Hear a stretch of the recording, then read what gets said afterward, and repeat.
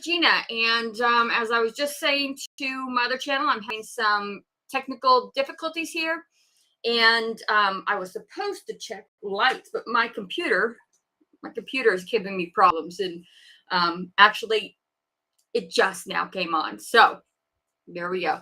Anyway, so today we're going to talk about Stephen Covey, 7 Habits of Highly Effective People.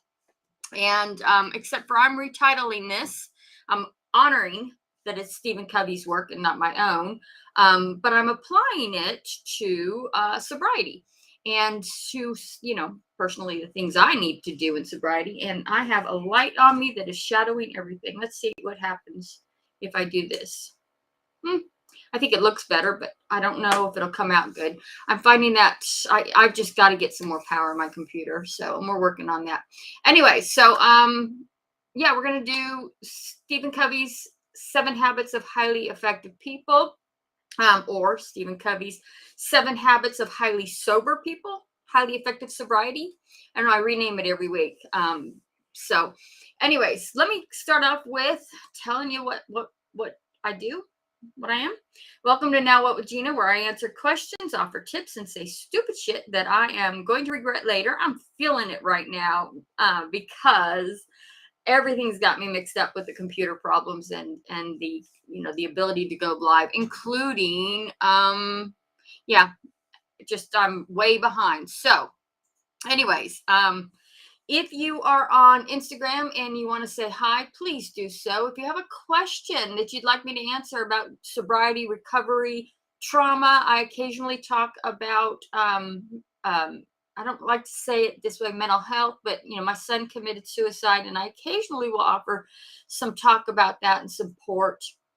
And so, just to bring about awareness, not because I'm a professional in that area. I have experience with my son in that area and experience with the mental health issue, but I'm not a professional, so I don't do it very often. Anyways, I occasionally talk about that. If you have any questions on any of those areas, please feel free to let me know. I will gladly answer them. If I cannot answer them in this episode, because sometimes I can't, I'd like to. I'm a bit of perfectionist, and I like to do a little research. I don't want to give you false information. So sometimes I can't answer, but if I can, I will do so. So anyways, have a question, please let me know, and I will get back to it in the near future. I don't want to hold it off for months for you, but I do want to get back to the near future. Today's episode is brought to you by energy. I decided that was going to be a really good topic because I have a lot of nervous energy going on right now. I actually wanted to I wanted it to be brought to you by positive energy, but I think we're stuck with nervous energy today because of my computer problems. All right. So, if you don't know, I've talked to you, I mentioned it briefly when we started. What I'm doing is I'm reviewing Stephen Covey's 7 Habits of Highly Effective People. And I renamed it Stephen Covey's 7 Habits of Highly Sober People, or Highly Effective Sobriety. I like that one better, actually. And I'm doing a habit a week. And I started with 2 that weren't really habits. And I see something going weird on my computer. I told you I had problems. But anyways, I started with 2 that were just kind of warm-ups to the idea of Stephen Covey's book and what it's about, and some things you can do. I thought they were really good tips. But now we're on the habits. We are on habit 3. I'm going to do a quick review of habit 1 and 2, and then we'll start right in with habit 3. And so habit 1 was the habit to be proactive. I'm looking, I got notes here. Anyways, it's a habit of being proactive. And it kind of connects in sobriety. Something that you might want to know is that many times, especially when we're drinking, we are not proactive, but rather we are reactive. And our reactive nature comes out of emotions. Someone pisses off, we get reactive and we act out of emotions rather than stopping, thinking about it, and making a logical logical decision. Someone cut you off in the road. This is where the road rage comes off. Someone cut you off in the road, and rather than stopping and going, okay, maybe they're having some issues at home, or maybe someone died, they're trying to get to the hospital. Rather than thinking proactively, we just react and get angry and start spouting, through the window. And when I say we, I don't mean all of us. I actually don't. I that's road rage is something I've never really dealt with, but I've been very reactive in the past with people making me angry.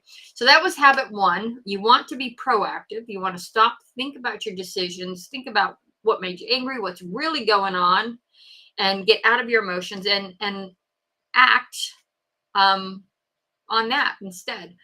The second habit is to begin with the end in mind. And that is about looking forward. If you watched last week's episode, I asked you to look forward to your funeral and imagine what people would say at your funeral. This is actually a suggestion Stephen Covey said. Do you want them saying, well, she was fun when she was drunk, or, I love my mom very much, but she wasn't very responsible, or, my mom saying, I wish my daughter could have lived longer, but she drank herself into health issues.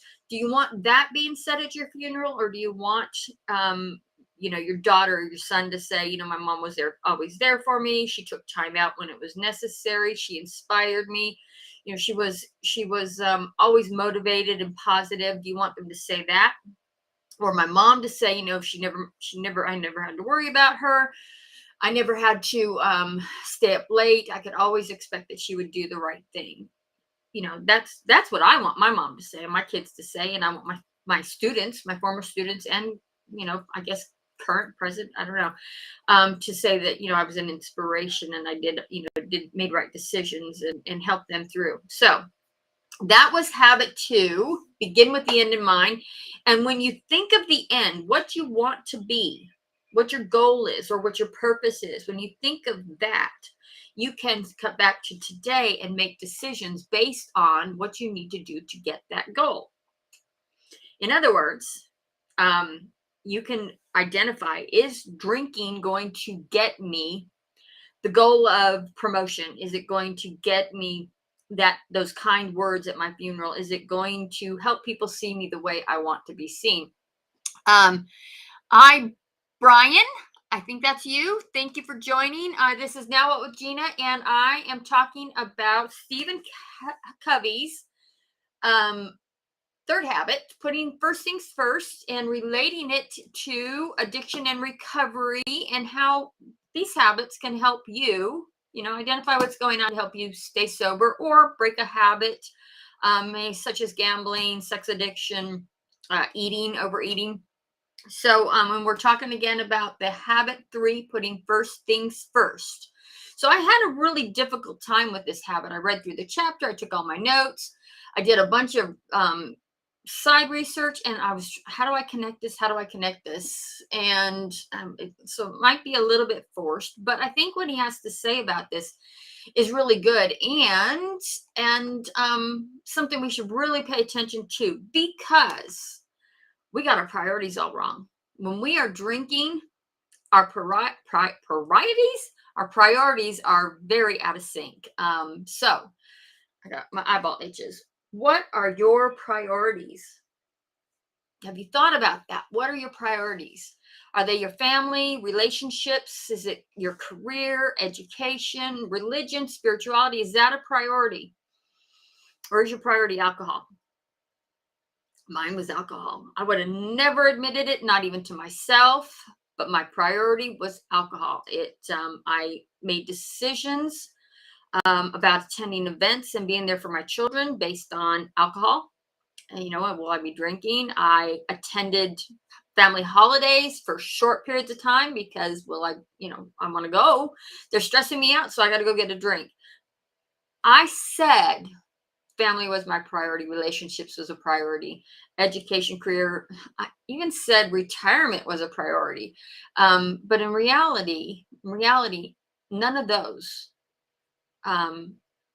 was prioritized above alcohol. Alcohol became my first priority.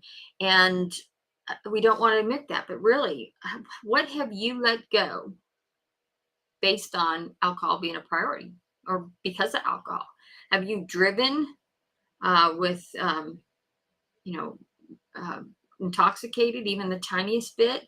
Because if you've driven intoxicated, you are putting alcohol above the priority of other people's lives.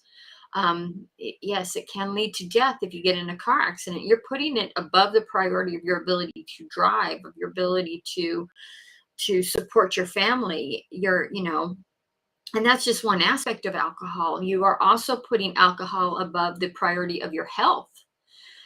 Alcohol does nothing positive for your health. It doesn't even relieve stress, although in some ways it's like a short-term stress reliever. But it will. I'll show you in a minute when I get to talking more about this third habit. So, anyways, also I want to say something else. When we stopped drinking, when I stopped drinking, I found that I had a whole lot of free time, a whole lot of free time.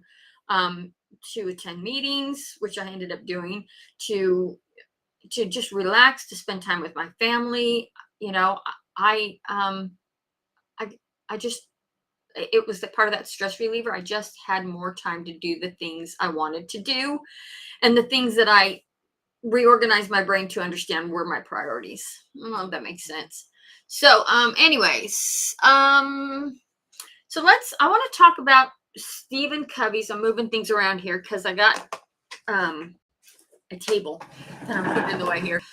Stephen Covey talks about priorities fitting into this time matrix, how you organize your life, what you do. So he says we have four blocks in the time matrix. The first one is urgent. Can you guys see? You guys cannot see. Sorry. The first one is urgent and important. That's the first time block. The second one is urgent, not important. No, important, not urgent. The third one is not important, urgent. And the fourth one is not important, not urgent. And everything we do has to fit in these time blocks. And let's see, I'm going to move this around so you guys can see this better, because I actually tried to, I don't know why they're doing that, but I tried to, I want to get rid of that. Hide. Here we go. Oh, yeah, there it's gone. I tried to set it up so that there's a table. That's why it's short. I'm like, I don't understand why the fourth one's not on here. I tried to set it up. He does these in time matrices, and I was trying to set it up so that I wouldn't get confused. And so anyways, let's talk about the first time matrix. First time matrix is urgent and important. Urgent and important. The word urgent signifies that there is a time-based deadline on it. So getting gas, I know that's not a time-based deadline, but if you don't get gas and you run out and you got to get someplace, that's urgent. A meeting is urgent.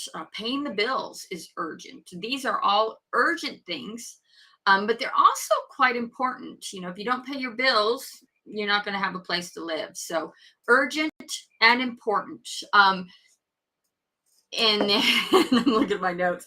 The next one is the urgent, not urgent, important.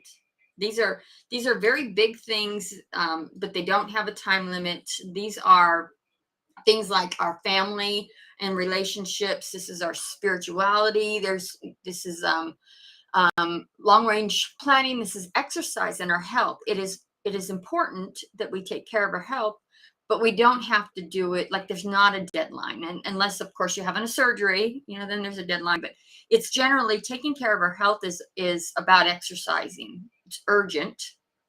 It's important, but it's not urgent. All right. So the third quadrant, this is urgent, not important. Okay, this is like getting gas when you have a half a tank of gas. Urgent, not important. It's not important. It's not urgent. It's, oh, I remember now. It's answering the phone. Answering the phone. Someone calls, answers the phone. You've got a choice. You can answer it now and lose the call. That makes it urgent. Or it could be a solicitor or, a marketing call. That makes it not important.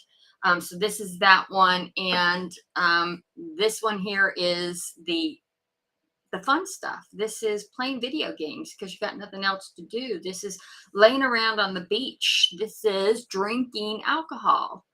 Drinking alcohol. So, and this is that fourth quadrant. It is not urgent, not important. And this is where all the alcohol should be. Hello, Gender Orphanage.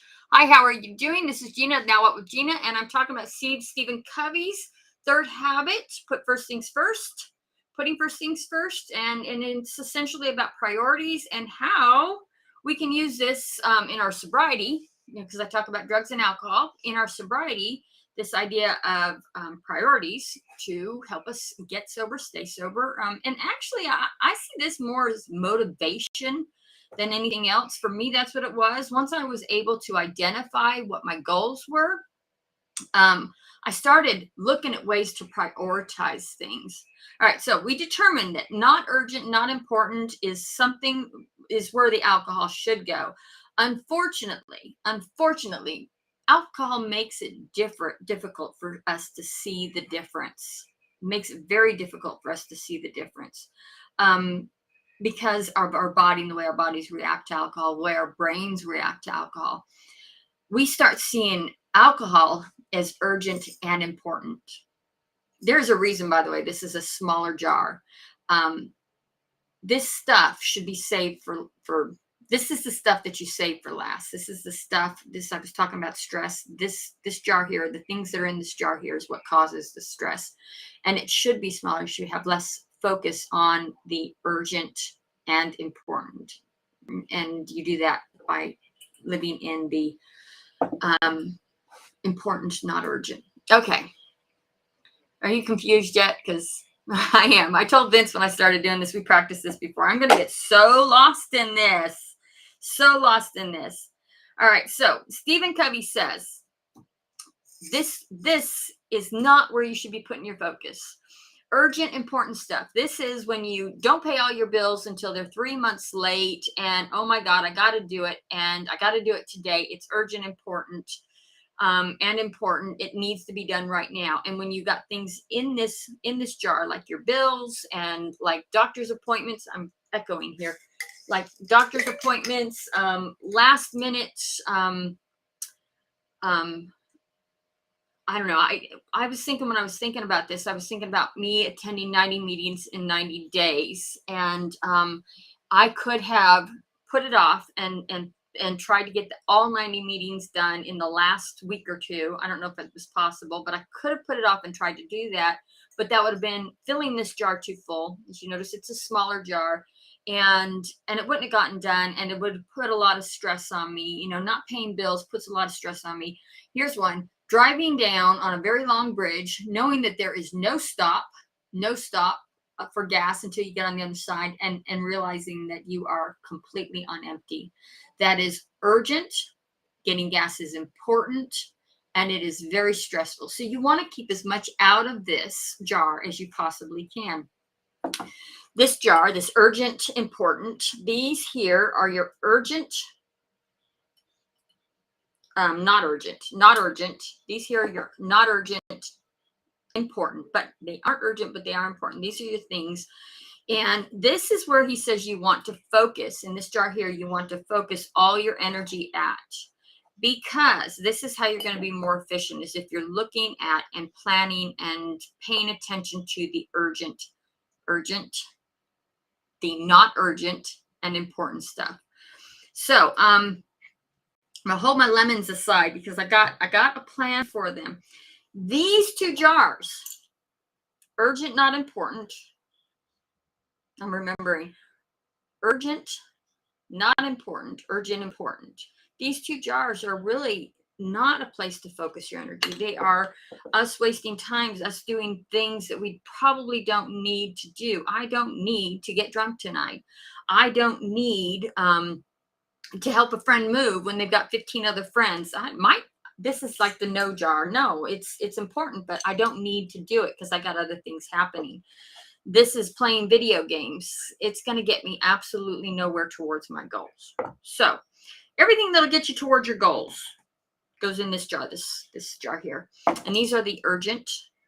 These are the important, not urgent. So family goes in that goal. Sobriety goes in that jar. Do I have a room for another one? Spirituality goes in that jar. Religion for you guys sometimes goes in that jar. I'm not going to put the other one in because I want to make sure I have room for